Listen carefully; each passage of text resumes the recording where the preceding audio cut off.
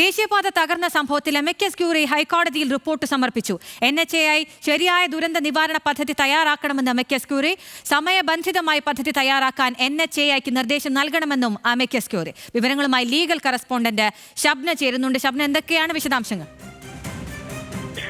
അഖില, NHAI ശരിയായ ദുരന്ത നിവാരണ പദ്ധതി തയ്യാറാക്കണമെന്ന് ആണ് ഹൈക്കോടതിയിൽ എംഎസ് ക്യൂറി റിപ്പോർട്ട് സമർപ്പിച്ചത്. സമയബന്ധിതമായി പദ്ധതി തയ്യാറാക്കാൻ NHAIക്ക് നിർദ്ദേശം നൽകണമെന്നും എംഎസ് ക്യൂറിയുടെ റിപ്പോർട്ടിലുണ്ട്. ഹൈക്കോടതി ഡിവിഷൻ ബെഞ്ചിലാണ് എംഎസ് ക്യൂറി റിപ്പോർട്ട് നൽകിയത്.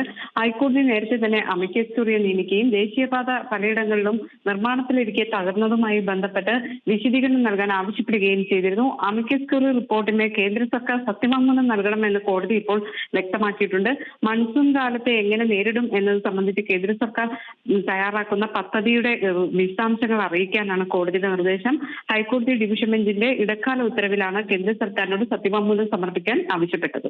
ദേശീയപാത തകർന്ന സംഭവത്തിൽ എംഎസ് ക്യൂറി റിപ്പോർട്ട് സമർപ്പിച്ചിരുന്നു. സമയബന്ധിതമായി പദ്ധതി തയ്യാറാക്കാൻ NHAIക്ക് നിർദ്ദേശം നൽകണമെന്നും എംഎസ് ക്യൂറി അതിൽ ആവശ്യപ്പെടുന്നുണ്ട്.